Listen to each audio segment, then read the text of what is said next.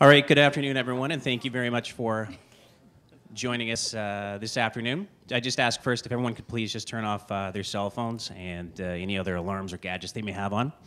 I guess we do have Montreal and Vancouver on the line, and I just want to take this opportunity to thank the TMX for hosting this event. There is cards around as well. The TMX will be having a conference coming up on May 21st, so certainly there'll be certainly a lot of value to attending that. So make sure that you guys do sign up and do take part in this. It'll be at the Acadian Court, and it's on May 21st. Now, I would like to take the opportunity to introduce Jim Toes from the STA. He's up from the U.S. He's the one who's put together this wonderful event for us this afternoon. And without further ado, Jim, thank you for joining us.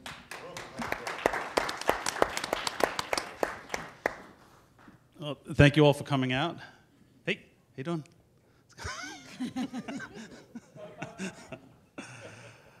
So thank you to Tom and this year's board of the CSTA and also last year's. It's a good example that sometimes it takes 2 years to kind of get something accomplished. So I think it's great that you guys worked together, coming up with the idea last year, and then we were able to execute this year on it. Thank you to the panelists for taking the time away to come up. We had a very good prep call on Friday, so I have no doubt it's going to be a great panel. Otherwise, I'll just say, there's a lot of stuff in the news today. Our two countries obviously share a border that's a peaceful border. I think sometimes we take that for granted. It's true. The only fighting that does get done is between the blue lines.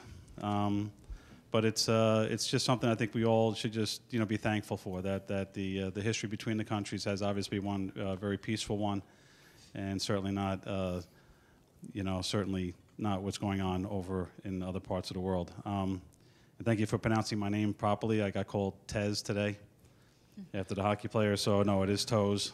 So I appreciate that. So with that, I'm going to turn the panel over to Dan Simon from Cognito, who's going to be our moderator today. And with that, Dan, you're good. Thank you, Jim. I should probably begin by pointing out that I'm British, so I apologize that the history between our two countries has not been as good as between that of Canada and America. Hello, everybody. Welcome to the panel today. I'm Dan Simon. I am the president of Cognito. Just a timekeeping issue. I'm going to try and keep us to the 6 o'clock deadline. I know people have places to go. I know that Paul has some Scrabble match he's got to go to. He was telling me before. Very important. I've got a plane to catch, actually. So we'll try and keep it to an hour and 15. So for those of you who don't know Cognito, we are a full-service communications firm focused exclusively on the financial services space. So our clients are banks, asset managers, hedge funds, fund of funds, exchanges, brokers, and the like. And what we spend a lot of time doing with them is helping them figure out how to communicate. 10 years ago, that meant a lot of traditional media. Today, of course, it means a lot of social media.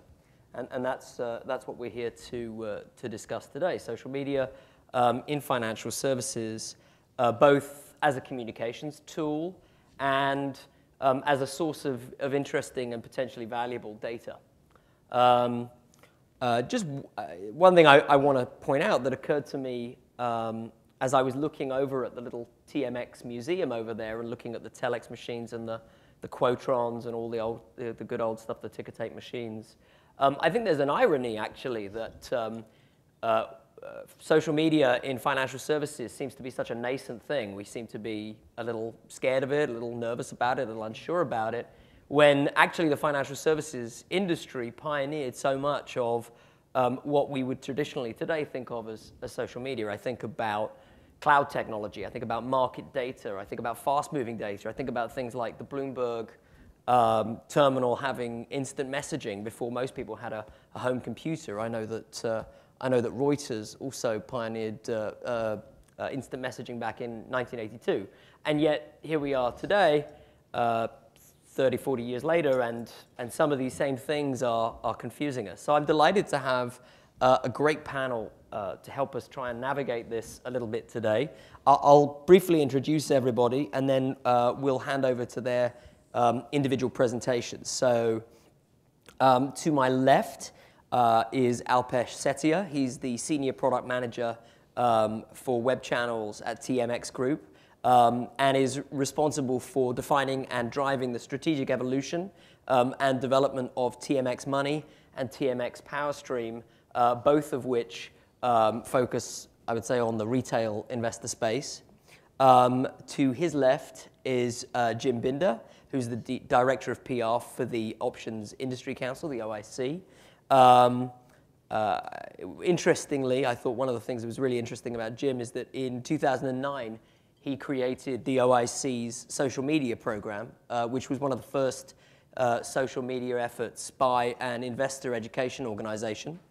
To his left is Dorothy Friedman. She's the VP of Marketing for Fidessa. Dorothy has a storied history in marketing for financial technology. Before Fidessa, she was with SunGard, and before that, with Broadridge. To her left, John Malloy, who's the new, sorry. No, I've numbered these wrong. To her left is Paul Bowes, who's got a Scrabble match to go to.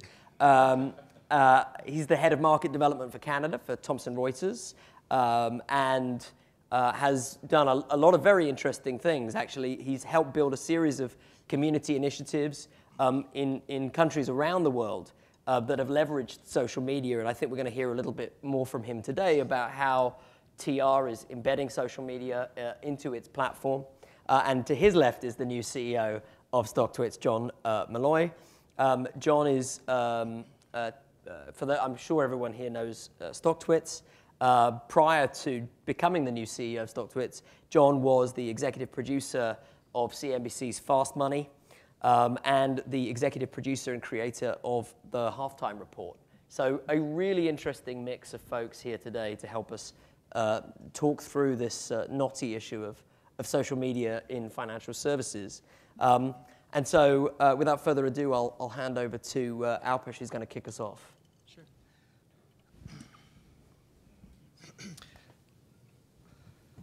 So in terms of retail investors or individual investors, in the past, what we've really seen is a real, takeoff of, discount brokerages. That was one of the biggest changes that we saw in the past. What we see now is we're coming to a point where we're seeing another change, another shift, and around that has to do with social media. In my opinion, I think social media is starting to influence the way we make investment decisions or create ideas. So around that adoption of social communities we're seeing is we're trying to see a lot of investment curation and sharing that's happening around that. As I like to call it, as we're seeing a change in the self-empowered sort of investor trader that's coming to rise. One of the things around that I'm focused on is we have a lot of volume in terms of a lot of sharing and content that's happening on social media. Is how do we really make sense of that? What do we do in terms of filtering that? So, or per se, how do we filter some of the noise? So that's some of the areas that I'm focused on is how do we really get the information that really matters and get that in front of the person to really get what the value out of it is. On the flip side of it, we have certain areas where the volume or content that's being shared is not that great, specifically around Canadian listed securities. So how do we get people to foster curation? How do we get the ball rolling and pick people to conversate around securities from a retail investor and trader perspective? And lastly, I mean, everyone's engaged in social networks. What we're doing is we're building relationships and we're building links between ourselves and other individuals and entities. What we're doing really is building sort of a circle of friends that we have in real life, but online. And what we're doing here is that we're having different layers and different levels of these type of engagements and friend circles where you have the most first degree of friends per se, more of your inner circle where they're the most influential to yourself. So for example, you're on LinkedIn or Facebook and you're looking for some advice on what to do with your RSP contributions or whatever else, or if you're trying to get some feedback on a new product or service or trying to get a recommendation, your first degree of friends are probably the most influential. So what I'm focused on as well is how does that network of relationships being built, how is that actually working out? And then also, more importantly, is around the actual data set that has to do with that first degree of that inner circle. that data set of conversations that's happening there carries a lot of weight, especially from a marketing outreach, or also trying to gauge reception of product launches or new products and how they're doing. So those data sets are quite important, and I guess that's some of the areas that I'm focused on. Thank you, Alpesh. Over to you, Jim. All right. Well, this is social media is about interaction, so I'm going to actually start with a little bit of interaction. How many folks here in the audience are currently using social media? All right. We got a lot more folks than panels used to have, which is a good thing. I do think that we're sitting up here, and we're facing the National Bank and their big electronic billboard that's telling you where you should follow them on social media. And I think that's kind of shows how this has become something much more mainstream. I think when we got into social media for OIC, I mean, one of the keys for us is really looking at this as just another way of communicating. I think a lot of folks are seeing this, and I think we've had to explain this in ways to the powers that be when we got started, that this is about communicating. And so when we got out there, we started watching what was going on. How are people talking on these different networks? What is the conversation like? What are they talking about? So that we could actually be a part of that conversation, to really be able to interact in the right ways. And you have to stay there. If you are out there on social media, you see that. What was acceptable a few years ago, what was acceptable ways of discussing issues in social media when we started at OIC is not really the way people are doing this stuff anymore. I don't know about you, but if you get automatically DM'd by somebody you follow, I'll bet you're unfollowing on Twitter if you're out there. That was just the way things were done before, and it's just not acceptable anymore. Once you're out there really talking to people, and we took this from a couple different angles. One is to really interact with those retail consumers that are the core base of OIC, the people that are trying to learn how to use options. And we've been able to have the discussions that help them better understand or come find where they can, because it's hard to explain a covered call in 140 characters. But you can put the link back to the education, and you're interacting with them. And honestly, it's in a way that Alpesh says. I mean, you've made that connection. You have something that's more than just sending out a flyer to somebody. You're now connected on that social network. And there's almost a subconscious level of respect and trust in that. So once you've been out interacting with these folks in those networks, and I think Twitter's a big one for us, but honestly, and it's still, I don't understand this one myself, but people really do a lot of Facebook learning about options. I said, sure, let's get a Facebook page up there, and but obviously Twitter's where it's going to be. I think Facebook may be our most active platform for people learning about options. Rather amazing. But we do, after we've been out there interacting, we do a lot of things. We find the right tools, and I'm sure we'll be talking about that some today, that helps us to really monitor what's going on. What is the impact that we're having? Excuse me. What is that level of interaction, and how many people are talking to us, and where are they going with that? What ways are we, building that network even farther? So I think those are the keys as far as a lot of observation. And it's not always just about talking, but you do want to interact and build that trust. Thank you, Jim. I think building a little bit on what Jim said, trust and credibility are key. When people are looking at people to follow, whether it's LinkedIn or Twitter, I mean, we tend to, I know this probably most of the people in this group, we tend to talk about social media and we automatically go to Twitter, but LinkedIn's obviously another huge social network, and I think it's probably as important here when you're looking at who to connect to as it is in the US. People are spending a lot more time, especially now with all the apps on everyone's smartphones. I mean, people are spending 9+ hours on social media on their smartphones. One of the things people are doing is connecting with businesses. People are, more than half of customers turn to Twitter when they want to complain about something. So what does that mean for firms like ours, like Fidessa? We're active on social media sites. We want to make sure that not only are we communicating and pushing out our message, but we're also listening, and that's important for us. So whether it's people commenting on our blog, sending us Twitter messages, we are not on Facebook, but communicating in those ways on LinkedIn page, I think that's the key for us, is that back and forth nature. Because it's nice to come up here and see, I know I saw Martin Hacker walk in. Everyone's nice to see Martin in the bar or in the office and say hello. But you can also communicate with us, with all of us at Fidessa on a line as well. Great. Dorothy, thanks very much. Paul. I just want to first make the point that I do have a Scrabble match this evening, but it is with customers. So I don't want to make sure that people feel I'm not giving this importance, but obviously customers are also important. It's sponsored, actually, by Eric Sinclair at the TMX, so I want to make sure... However you want to engage with your customers, that's entirely your business. And I can assure you the customers will win. This is a... Look, a picture's worth 1,000 words. I just thought I'd share with you some things that we're doing, in fact, with our partners next to me, StockTwits. This is one of an application that we just recently launched on our Thomson Reuters icon. Just very simply, what you're looking at here is 3 separate trading days, and it's the volume of twits. I'm not sure what the plural of tweets is. Is it tweet or twit? Tweets. Tweet. I thought so. So the this is just an indication. The yellow, interesting enough, is a motor firm called Tesla Motors, which was very active in the market. So look, we, you know, the point was made earlier by Dan that you know, history, you know, these organizations, mine, the TMX, have tried to adapt and have successfully adapted to change. The TMX over there has tickers, as Dan pointed out. I mean, our organization began with distributing information, believe it or not, by pigeon. That was how Reuters began, if those of you don't know their history.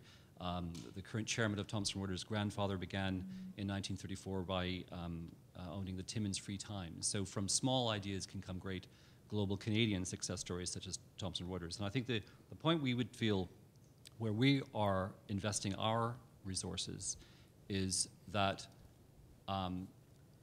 you know, we are one of the world's greatest, largest news producers. We provide our customers access to a lot of financial information. We have a feed of our own news as well as feeds from Twitter, which this is not just a straight number of tweets, because tweets, I don't know why I call it, number of tweets that we apply some technology to not allow particular users to try to manipulate the market.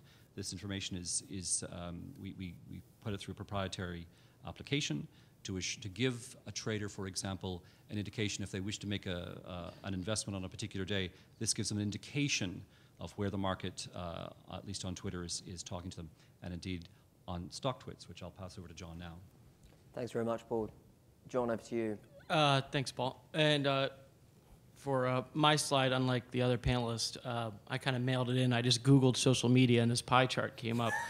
No, actually, one market data is actually this is I don't think this is public. One market data is a partner of ours, and the exciting part there is just the green part going above and beyond 50%. So now this was actually a poll of hedge funds. So this is not your everyday trader. These are hedge funds that were part of this.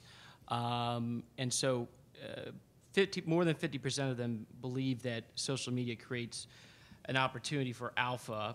And then the blue part is encouraging somewhat, because they're saying it's not doing it yet, at least not now, but they're leaving it open.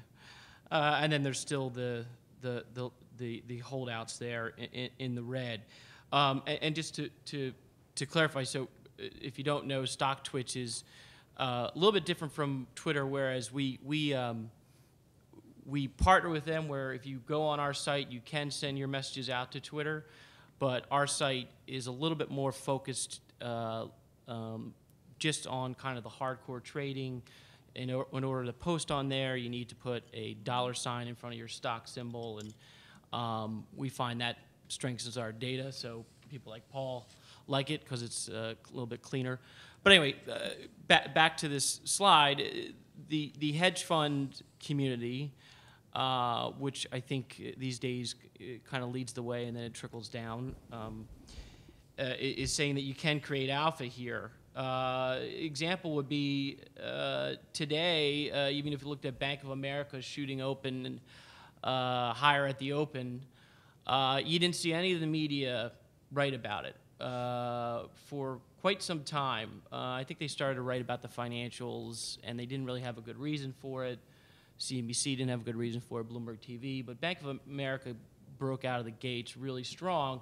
If you went to the feed on StockTwits, you'd see that people were talking about the estimates being cut by on Bank of America by multiple analysts, and that being a washout moment. And also, it was breaking through resistance at $17. That was a key resistance level earlier in the year. And also, there was heavy volume. So there's three things right there that are not your traditional things that a media organization is trained to write about or would write about. But my people don't care. My users don't care. Twitter users don't care.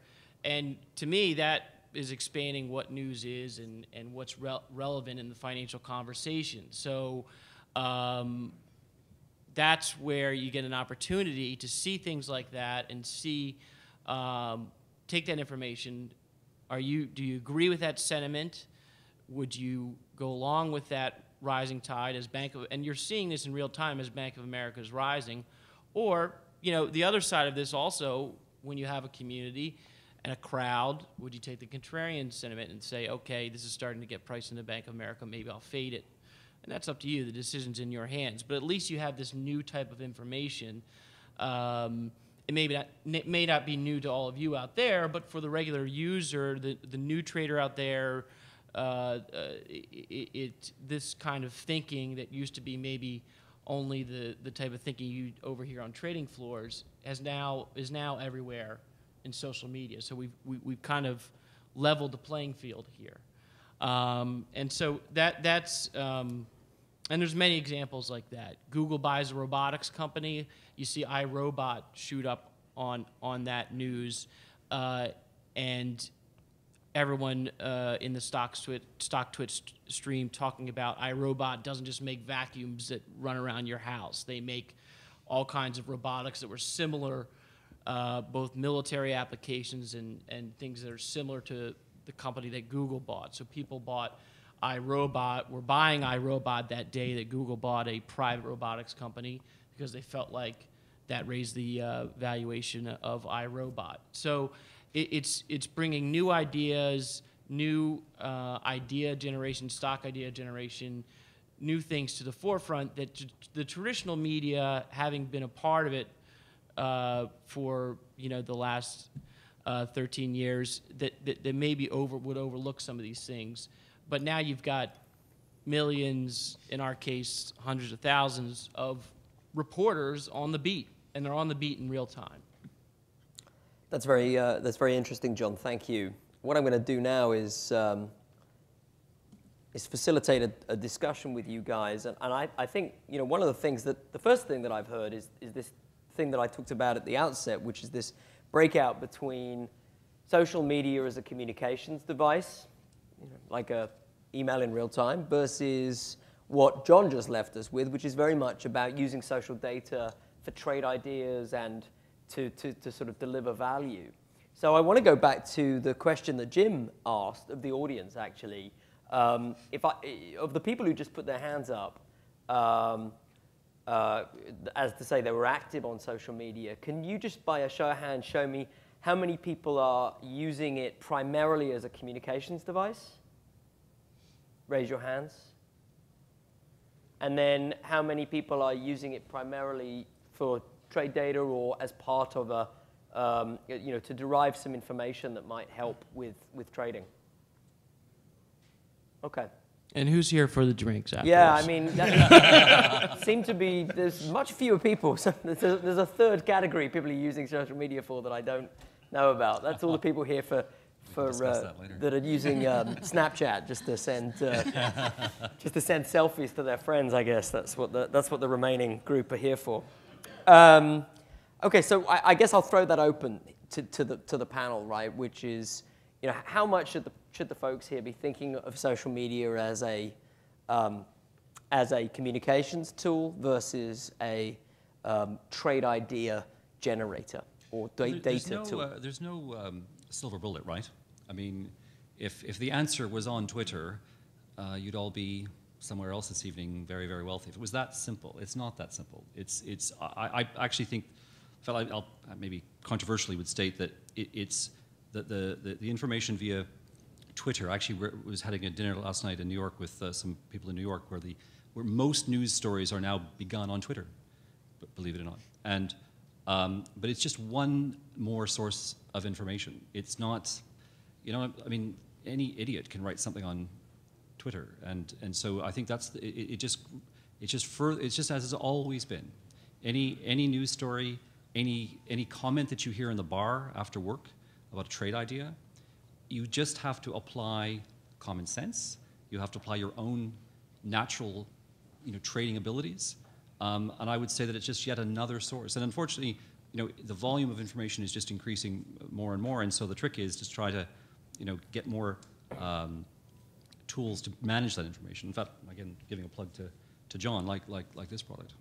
Well, yeah, I mean, this actually raises a point that Alpesh made, which was about if we're sticking with this idea of trade data or using it to derive some intelligence, you use this expression filter or signal from noise, right? And you hear that a lot when you think about social media. One of the things the social is doing is just driving the sheer volume of information through the roof. So I'll throw it open to everybody. What tools are available to help you derive intelligence from all of that data? Yeah, so, Go ahead. sorry if I may, just no, I think Paul's right. I mean, it's another source of data that you got to be careful with. But on the flip side of stuff, when you really look at the retail investor, the individual investor, a couple of years ago, maybe even 10 years ago or so, you did not have access to that type of information. What you have now is you could actually get information near real time if you're wondering, I mean, what's happening with the earnings release of such and such company, or Tesla Motors, for example, when they came out with the Gigafactory. Like, what's happening there? Why is the stock bouncing? Why is the stock going down?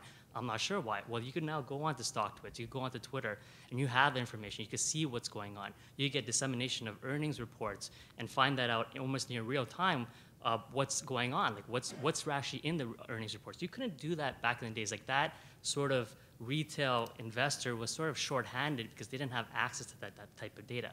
Now, on the other side of that, yes, you have all this information now. Now, what do you do with it? A lot of it could be from people that might be reporting their trades after the fact. Or might be like just recently there was someone from Goldman Sachs was tweeting about elevator sort of information they picked up from Goldman Sachs, and they're saying this is what's going on, these are what the execs are talking about, and they found out that this person actually lives in Texas, has never been employed for Goldman Sachs, but they had like a gazillion followers, and people were trading off of some of this information or taking it to heart, right? So you got to be careful with what information you do get, but at the same time, that's another data source, but at the same time, it has empowered this sort of class of self-empowered financial traders and investors to be not at the same level as institutions, but to sort of feel like they have that information, which they didn't have before. And it's making them a bit stronger. And we're seeing a rise in a lot of that. Well, I think there's the idea that there's a difference between just sitting there and pulling in data and communications. They really need to go hand in hand. Because if all you're doing is pulling data, well, you can do that in a lot of different ways. Sure, social's just another tool. But even there, you have to look at where's the source of that information? Who do I trust? Now, maybe you just are used to seeing somebody, and you'll see, hey, they're always right. And you're only doing it from that standpoint. But if you're communicating with these people, if you're communicating with some of these sources, and other people with similar interests, if you're using that communication tool as well, you're building a better source for that data. And I think, the filter side of it, it's getting something like a TweetDeck, excuse me, in Chicago, getting a cold, I think. But, you have TweetDeck where you can group people differently. You have your groups. StockTwits, you can look specifically at the cash tag stuff there that you're looking at the dollar sign for the symbol. So I mean, there's ways of filtering that information so you're not completely fire hose with everything that's coming across these tools. Trying to get both your questions. That's a good point. Anyone else want to weigh in on ways to filter out that filter out the intelligence from the noise? Well, I'd say it's still difficult. I mean, that's one thing that we're working on with our software, and we right now we have a data scientist working through there to try and give all of you out there a better idea of who knows what they're talking about and who doesn't.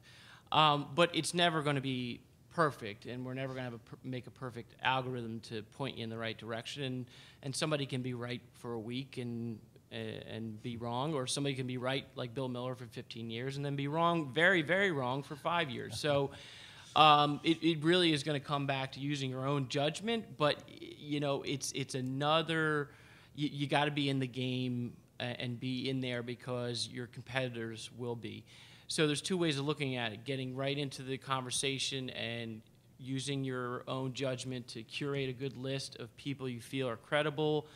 And then the other side of that is that there will be more and more tools, and Thomson Reuters leading the way, where creating different analytics based on this social data in aggregate and creating different scoring systems and things like that.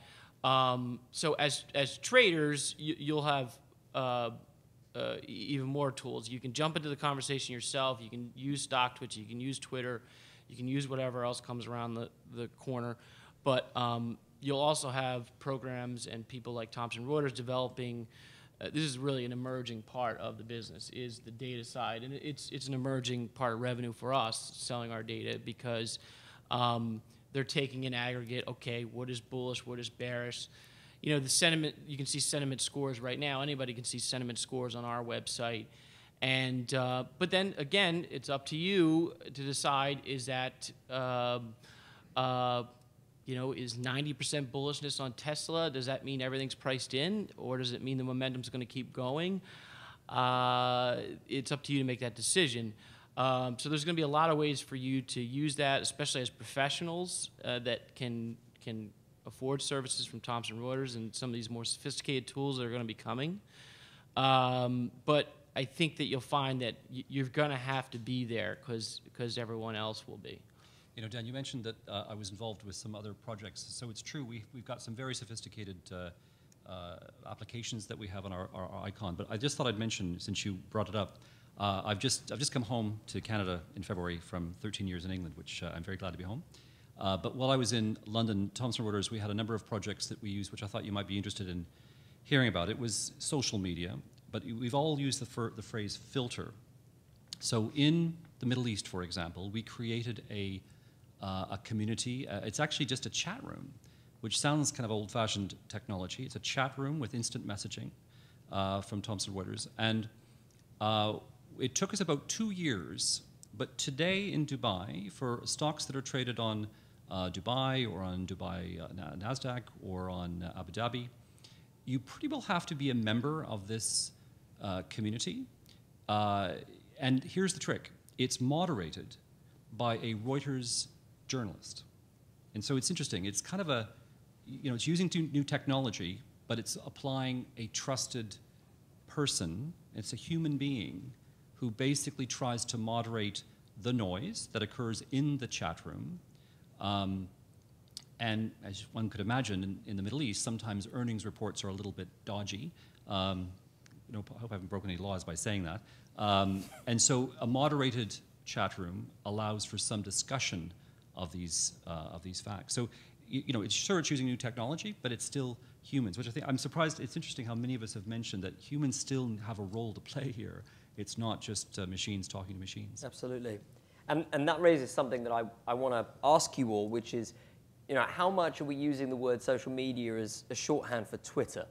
Right. I mean, I know, Dorothy, you talked a little bit before about LinkedIn. I know, Jim, you said you were surprised by how many people were looking up options on Facebook. But on this issue of trade ideas, and on this issue of, using it and embedding social into traders' workflow and life, are we really talking about any other platform than Twitter? I mean, there's a reason, right? StockTwits began with Twitter. You didn't decide, you're not called, FaceTwit or StockFace or whatever the solution. Yes, we did start out, and then we broke out on our own.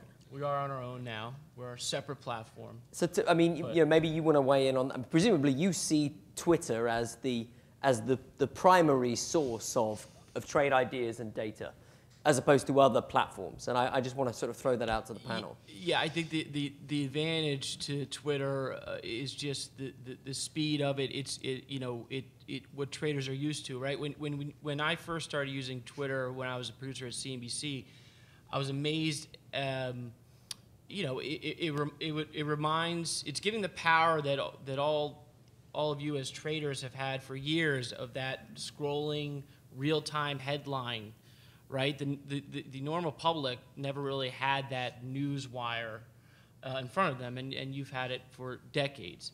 And so I thought that Twitter replicated that so well that there was something to that. And so even if it's spitting out, you know, recipes, you're seeing them in real time, and Justin Bieber headlines and all this stuff, and Mayor Rob Ford headlines. No offense, but you're seeing them in real time. What did he last trip over? And so it gave the power of this real time news flow to the average person anywhere. They could be in their basement. And so I think that's what makes Twitter so appealing, is the speed of it, how it's concise, and then just the ease of use. Yeah. And that raises, oh, sorry, Dorothy. I was just curious, how, you know, we asked before how many people use social media. How many of you actually use Twitter? Is that the one that people are using? Okay. Yeah, I mean, Okay, so another way of asking we're that speaking question. the right thing to How the right many people are, you know, seriously active on other platforms outside of Twitter? Do you want to shout out some names? LinkedIn. Okay. Well, again, I think what that comes back to is that Snapchat. yeah, Snapchat. Okay. Your Timber. Huge. Yeah. it's the old way that people, you know, used to describe the big three out there, and that Facebook was like being at home, or the, you know, family reunion. Right. You know, being on LinkedIn was like being at the office, and being on Twitter was being at a cocktail party, because you just had this wide range of fast-moving conversations. Mm-hmm. And that's, you know, there's some truth in all that as well. So that's why you're seeing that on, you know, stock ideas. Yeah. Sorry, just, Yeah, go, Alfred. I think on the flip side of it, though, right? From sure, Twitter's great, StockTwit's great for individual traders or someone, you know, really active and trading the market. But on the flip side of it, when you look at Facebook, when you look at LinkedIn, what they come with on the table that Twitter does not is the power of their social graph, which really is showing you the link between yourself and others, the relationship that you've built. You have more personal data on those platforms than you do on Twitter or on StockTwits, for example. And what that gives you is from a marketer standpoint, you have now the power to really target someone who's looking for their RSP deadlines and what they want to invest in, or someone who's active in trading. I get you the $4.95 or the free sort of Robinhood app that's out there right now to trade stocks for free, right? I mean, you could really target that person from a marketing perspective, from an outreach perspective, and also kind of just you know, trying to promote your product and services from a finance perspective. So I think the platform really depends on what your goal is that you're trying to achieve, right? So there's platforms for all kinds of different stuff. And I think when we throw it open to the audience, we'll probably get a sense of what people are kind of most interested in. Before we do that, I just want to ask, you know, something that's come up, and I've heard the words leveler, level playing field. And what I'm really interested with about this panel is that it's a great mix of folks who sell solutions to retail investors as well as into the institutional space, right? I mean, I would say, Dorothy and Paul, you probably think every day more about institutional investors than you do about retail investors. And so I would ask, you know, how much do you think something like trade ideas via a StockTwits, via social platforms, is leveling the playing field for investors in a way that they're getting access to data, ideas, information, intelligence, heads up perhaps, that previously was the purview of folks who could only afford your, you know, relatively high-priced technology? Well, very reasonably priced, I would suggest, but I would for value. Look, I think not only is that true, Dan, I think it's a great thing. Without aging myself too much, but when in, let's say, the 1990s, real-time stock prices from this esteemed organization, real-time news, graphics to the level that were at the time, would be the purview of Bloomberg, Reuters, Thomson. Google Finance is a fantastic product that, for, you know, my unsuccessful trading, or who I deal with E-Trade, et cetera, is fantastic. And I think that's a great thing, that the individual at home or on the road can access some superb graphics capability that was, as you say, just the purview of professional traders. Now look, particularly since we're speaking to this audience, I mean, you still have a role to play because you are that one step ahead, and utilizing great products such as Dorothy's to provide additional insight, to do more than you can get just from Google Finance, to do to apply your expertise and to apply your skills. And the tools are more sophisticated. In fact, that puts the pressure on us as an industry that your skills need to improve. And and the importance of this panel is that your expertise and your knowledge has to grow as the tools change. But you know what? In 15 years' time, I'm sure there'll be yet new technology, and everything that we're talking about now, which seems so new, will my teenage son will be making money from. Dorothy, do you want to add anything?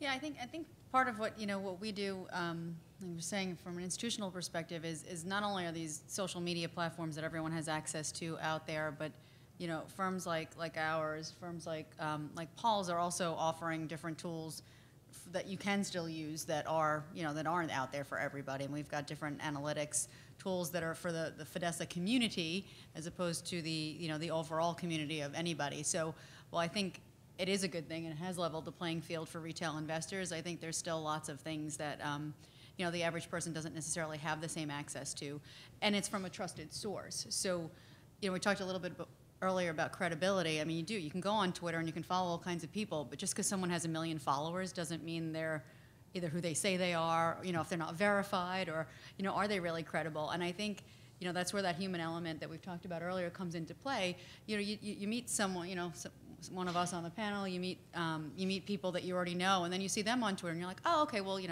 Paul's on Twitter, and I trust Paul, and then Paul follows Jim and Alpesh and Dan, so they must be okay. And I think just like you meet people at cocktail parties and decide that you're going to be friends, or you meet people at work and then they introduce you to someone, I think those are kind of some of the key ways to use social media in a way, that, like you said, Facebook and LinkedIn make it easy because it shows you the connections, but Twitter is that much harder. And I think keeping that human element and knowing people you already trust and paying attention to who they talk to is a great way to go about it. As the consumerization of technology that Paul was alluding to, I mean, it's interesting. This is where social, you talk about Google Finance, and you wouldn't think of Google Finance or Yahoo Finance as a social tool, but it's certainly what I would call the consumerization of technology. That is, you go home and you may have more power in your mobile phone potentially, or you may be used to doing something. The graphics may be better on your free desktop at home than maybe an institutional product that is very reasonably priced and very good value, no doubt. But I can think of several products that certainly don't look. There may be more inherent power inside them, but they don't look necessarily sexier or more modern than some of the things that you could get at home. Has that, if you think about Google Finance, Yahoo Finance, but also Twitter and the ability to graph and do things like that, has that put pressure on? I'm thinking specifically about Fidessa and TR. Has it put pressure on you guys to up the game in terms of what you've got to deliver to institutional clients? Yeah, I think it has, and I think that's been one of the challenges for us. I mean, when you've got firms like ours that have been around for a long time, and you're delivering technology in a certain way, and all of a sudden, people are used to seeing things, in a cooler way, and I think that we've been rising to that challenge and delivering things that do look a lot different and a lot better than they did probably just not that long ago. So I think that's important. No, I think that's fair. And look, I take your point about very successful products that are on institutional trading desks. That it's true, they do look quite old-fashioned, but I really should defend my competitor Bloomberg. I know they're coming a long way, that they are they're hoping to improve. But I do think that I think that it's true. We have definitely upped our game, and we've with Icon, it's true. We took a step back and basically tried to reproduce what we thought this next generation would want to use. I still think it's a good thing, though. I think that, and absolutely, every day is a more competitive day, and we actually hired a chap from who had a background at Bloomberg as well as Google Finance, who now runs our technology department, Philip Britton, is ex-Google Finance, for the very thought processes that you're describing.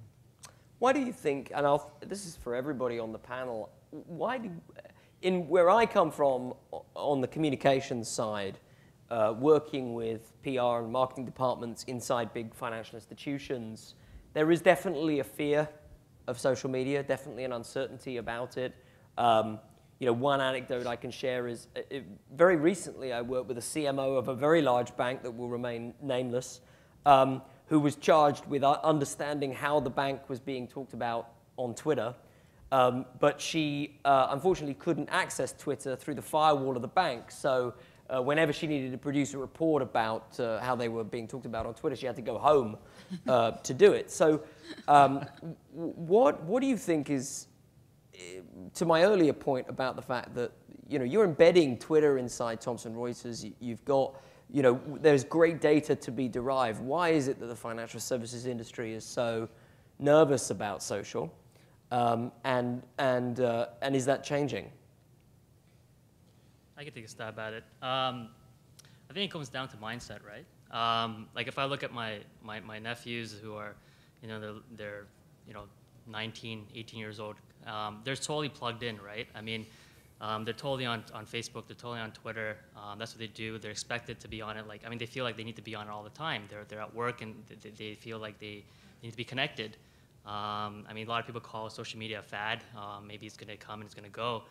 But the thing is that social media is so tied into your mobile phone now that you can take a picture and what's the natural thing you want to do with it? You want to share it, and you're going to go on you're going to go on Facebook, you go on Twitter, you go on Instagram, and you can start sharing your stuff that on your phone, like your pictures and stuff. I've already Instagrammed the photo of this panel. That's fantastic. So I mean, social media is here to stay, and the generation that's coming up into the workforce is so intertwined with it that they're not going to go walk into the bank and say, hey, I need to know what I want. I got money now. I need to know what to do with it. Like, how do I invest this? No, they're going to go on social media and ask within their network, within their tier 1 or their degree 1 of friends, say, hey, what should I do with my TFSA account? What should I do with my money? Like, what can I do with it? And they're going to try to get information that way. They're going to try to look on it online through Google, through search. I think the mentality is different, right? And I think the industry needs to start changing to that. I mean, we see some of that here at TMX as well, and I think we're moving towards that, and we are. And you start seeing some of that stuff on TMX Money, and you see that. So I think the mindset is there, and it's here to stay, and I think that's the progression we're seeing, and it's just that I think we just need to start embracing it as we are. It goes to what Dan was saying about putting the pressure on Paul and Dorothy. We've got the same thing, the same kind of change happening in communications in general, and not just between people, and certainly not just between companies and their customers. It's between customers and their companies, and that's what's got a lot of people scared, because people expect this level of familiarity to a certain degree with the companies they follow. Well, I follow my friends and I follow the companies I like, and usually it's good, but hey, if there isn't something good, then I'm going to go back and talk to them like the friends that they are, and that's, I think, what had some people scared. Mm-hmm. There's a certain amount of edginess and value that people are expecting to come from social media. So when companies are jumping into the game, the same old PR speak just doesn't fly. It's dismissed. It's not retweeted. It's not favorited. It's not. So I'll give you an example. During the Super Bowl, and I will name names. JCPenney started tweeting out this message, and it was, I didn't expect this game, and it was like a stumbling, multiple letters, this game to be such a blowout, or it was misspellings, all this stuff. So I saw, because I was following JCPenney just from the whole Bill Ackman stuff there, and I retweeted and I said, I think someone at JCPenney's drunk. And then everyone was going around like crazy and talking about this JCPenney tweet, till finally somebody called their PR department and they said, what's going on? And so then the PR people had to put out a statement. We were trying to promote our new mittens, and so the person was pretending to tweet by using our new mittens, and then at the end of it was going to say that was the reason why the tweets were messed up. But the joke, they didn't even get a chance to make the joke because everyone thought there was someone drunk at the hands of JCPenney's Twitter.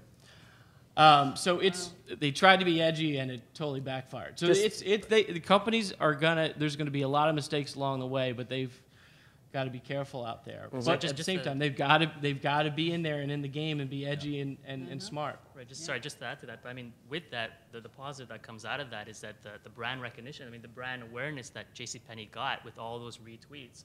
I mean, just putting JCPenney up on the map on a trending a hashtag on Twitter, that carries value from a communication standpoint. You're saying there's no such thing as bad publicity? That's exactly it, right? They were horrible mittens too. That's what matters, the quality of the mittens that you used to tweet with. Good. If you take one thing away, make sure that if you're tweeting, do so with a good pair of mittens. I will throw it open to the audience at this point. I think we've talked a lot of stuff. I see some hands already. I've been asked to mention that, of course, we are broadcasting to Vancouver and Montreal, so we may take questions from there as well. Is there a microphone going around? There is. Oh, okay. I'll pass it around for you. Yeah, okay, would you? Thank you.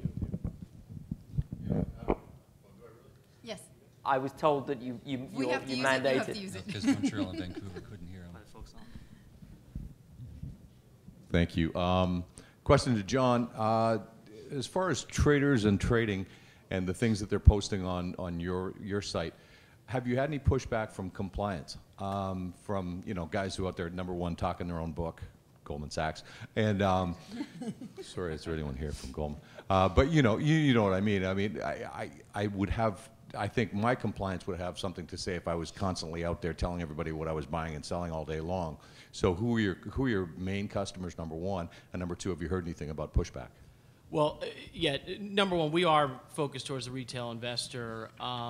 So I think, in this discussion that involves mostly professionals, I think that, I think that at some point, compliance will have to get more comfortable. But look, there's never, I don't think there's ever going to be a time if you're running a proprietary trading book that, you're going to want, your boss is going to want you to reveal your trading ideas in real time, okay? But, if you look at Mr. Icahn, Mr. Loeb, Daniel Loeb actually has started his own site where hedge fund folks can post their own papers. It's called Harvest, I believe. And they can post their own research papers. Now, of course, Mr. Loeb's posting that well after he's already in the trade, but I think that kind of thing will, I think you'll see, you don't have to wait for those 13 Fs anymore, so you'll see that period cut down. The real-time tweeting of positions by the guy who's running the prop trading at Goldman Sachs, that's never going to happen. But I think that you'll see more and more people want to get their ideas out there and share them because they're going to want other people to judge that idea on the merits and possibly follow them. And then I forget your second part.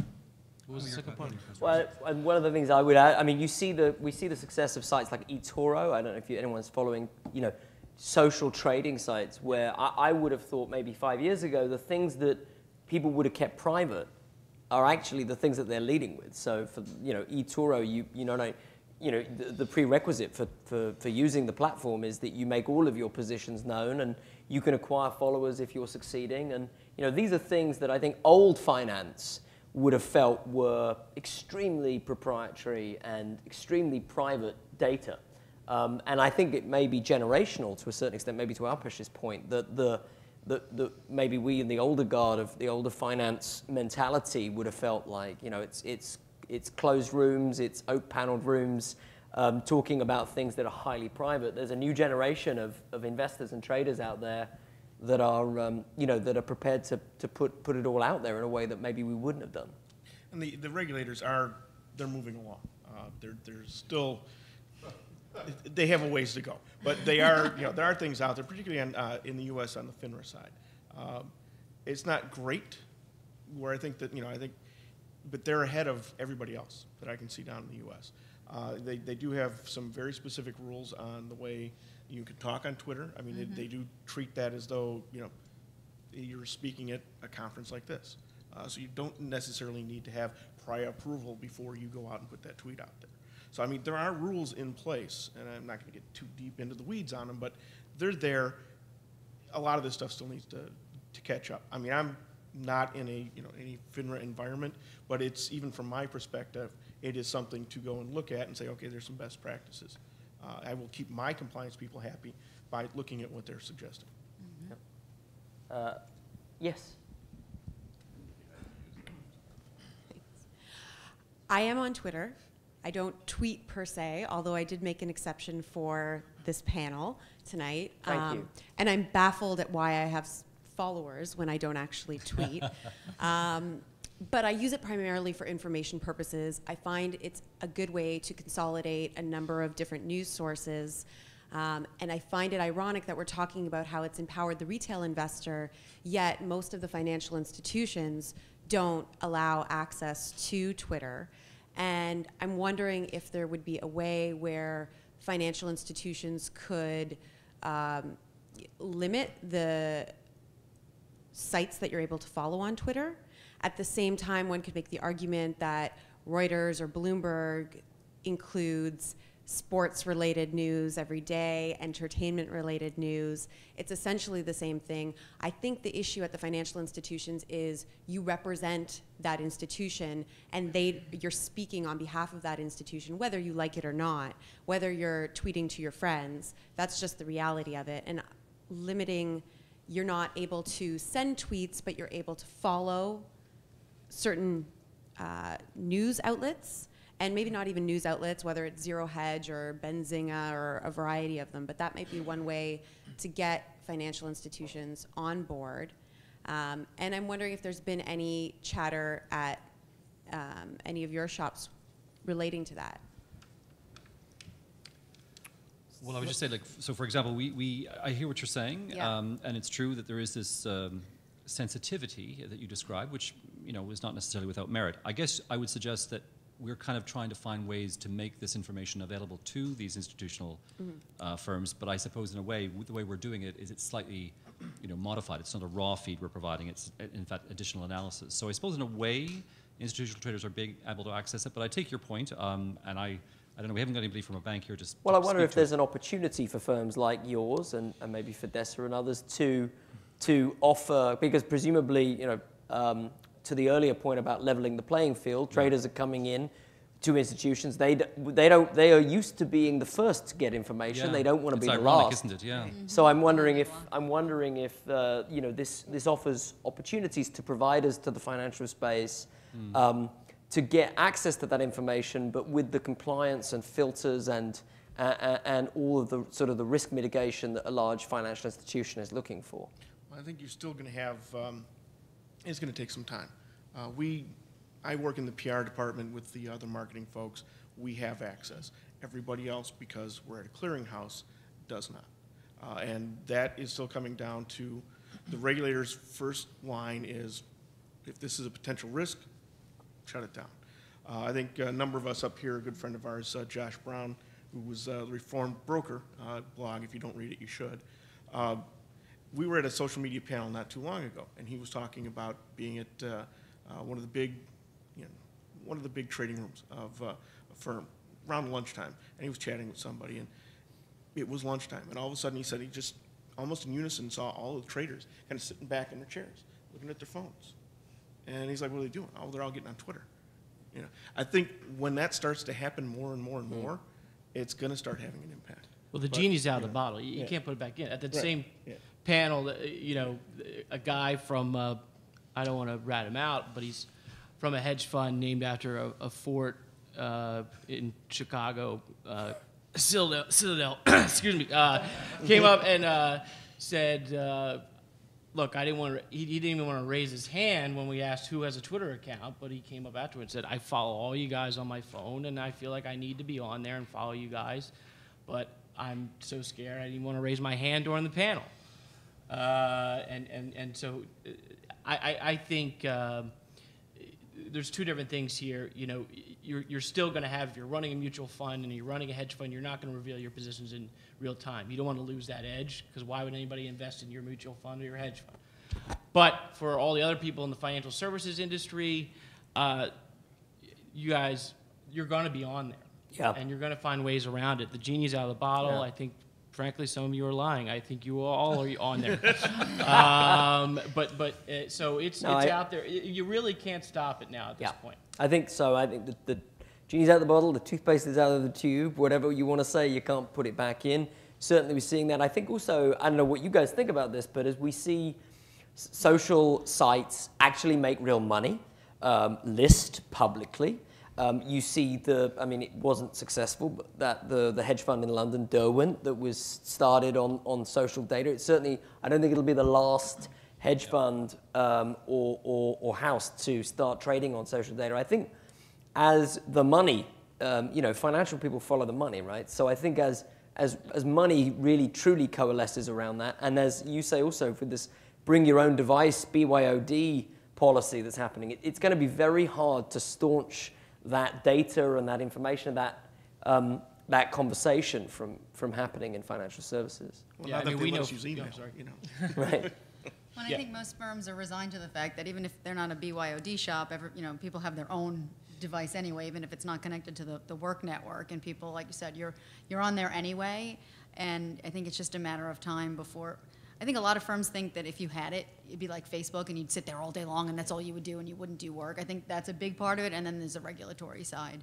The regulatory side, though, I mean, if you're not, depending on who you are and what your firm is, you can cover that. I mean, you see like Rosenblatt. I mean, they're pretty active on there and they do their, monthly compliance tweet.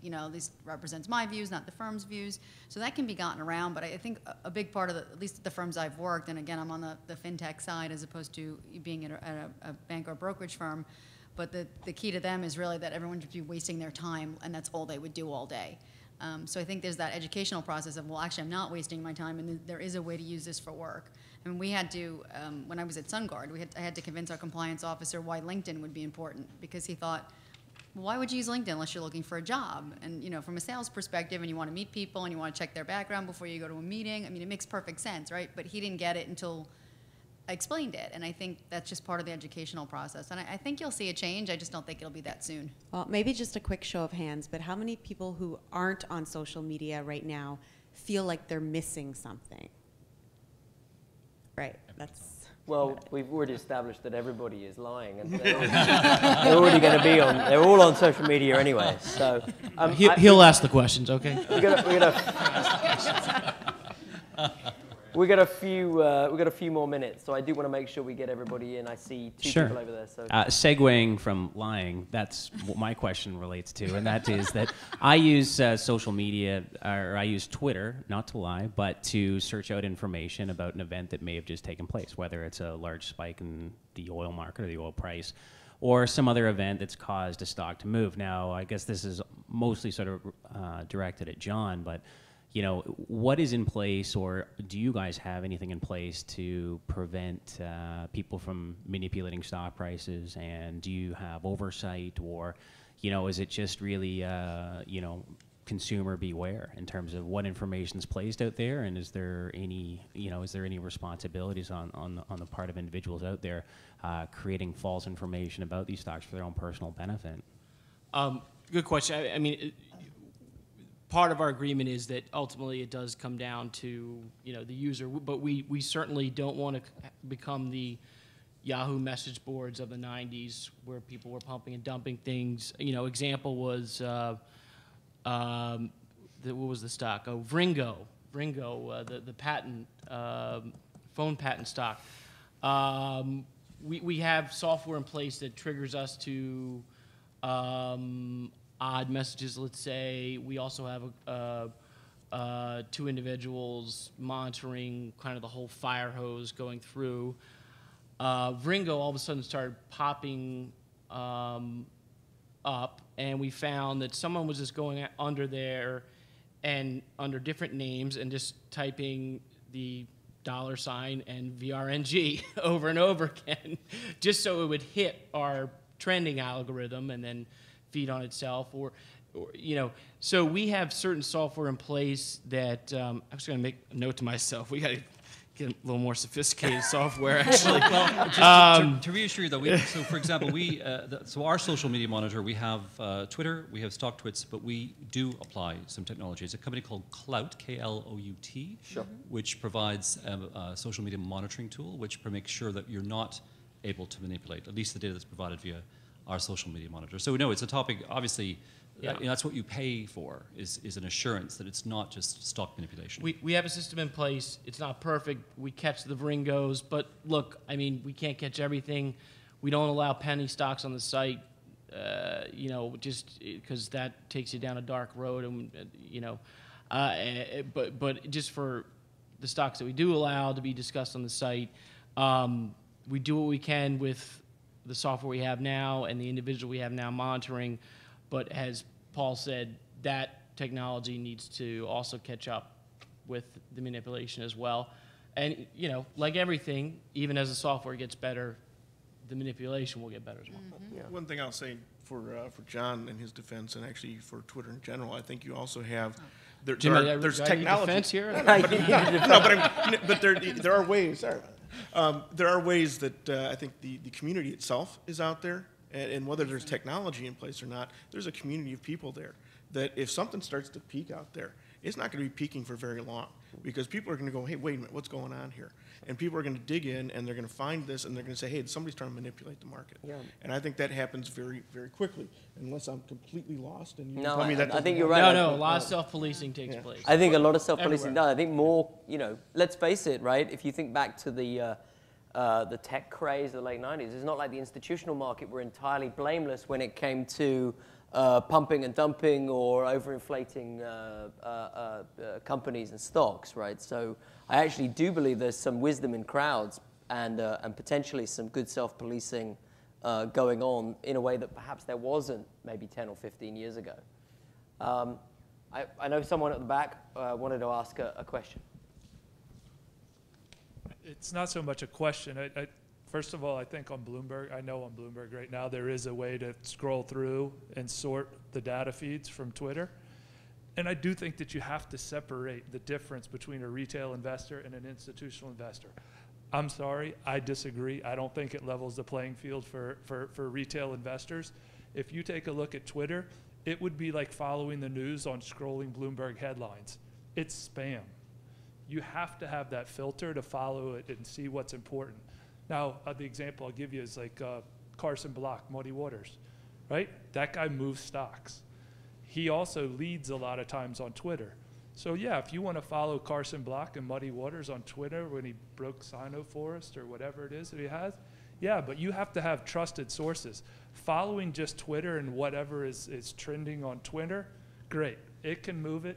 It's not for institutional investors.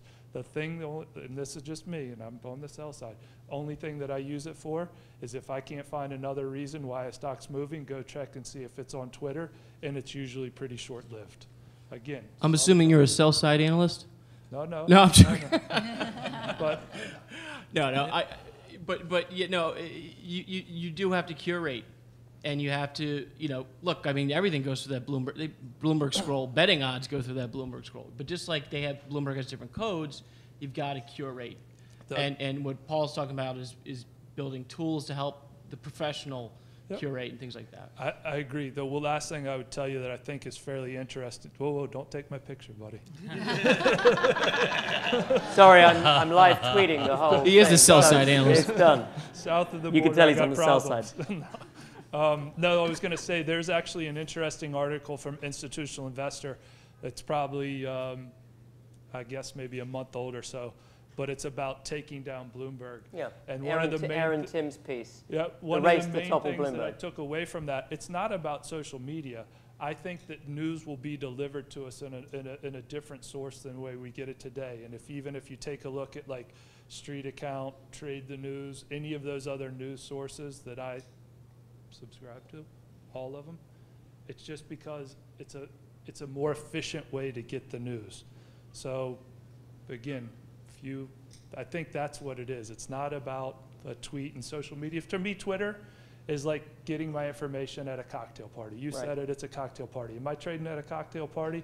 No, it's really neat, but you know, it's So for you, if I can just paraphrase, for you it's partly about, you know, if we take the lens back from pure social media like Facebook, Twitter, you're saying there's a general disruption in media going on Absolutely. from It's traditional media. You're talking now about key bloggers or specialists who are in this fragmenting media landscape. You are seeing value in some of the more specialist bloggers or writers.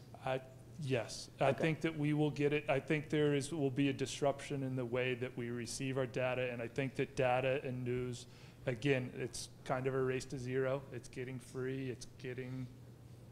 There are a lot of different changes going on, and at the end of the day, again, it's not about Twitter. It's not about social media. I think that we will get our news in different sources and our traditional source. Listen, Bloomberg, Thomson Reuters, you guys are always going to be there. I'm always going to pay for it. It's great. It's great news. I'll let Bloomberg know. Actually, we need to let our compliance folks know. It's like that's the whole idea, that this is about communications, and it's like stop getting hung up on the word social media. Stop getting hung up on platforms. Yeah, You know? and I don't think anyone on this panel would disagree that the media landscape is fragmenting, and to these points that there are disruptive forces at work in terms of the way that information is received and distributed. Whether you call that some of the things we talked about, BYOD, consumerization of technology, traditional media landscape changing, or social media, I don't think anyone here would disagree that there's a lot of changes afoot. Well, no, I mean, the news business, we actually own a news agency since 1851. That will never be the same again. The newspaper business model is doomed, which I should be careful. I know our owner owns the Globe and Mail, but I mean, the way you make money from news, it will never be the same again. And I think I already said that most news stories in the newspaper start with a Twitter story. It's extraordinary. It's true. But I think if there's one thing we continue to say is that people still want some moderation. People still want someone to filter. So people still want to say, is this true? Did this really happen in Syria, or is this a faked photograph? So there still is a value, and I guess it's the brand. So there's still some brands that will be trusted and those that are going to be questioned, and so there's still a role for some sort of media, but it will never be the same again. Absolutely. Any final questions? We're coming up on we've just gone through the 6 o'clock mark. And without a word of a lie, my wife just texted me something called boardpanda.com/funny cats, dogs, stuck furniture, animal fails. So that's probably my cue to draw this conversation about social media in finance to a close. If there's no final questions, I do want to please join me in thanking our panel today. I think they've been absolutely brilliant.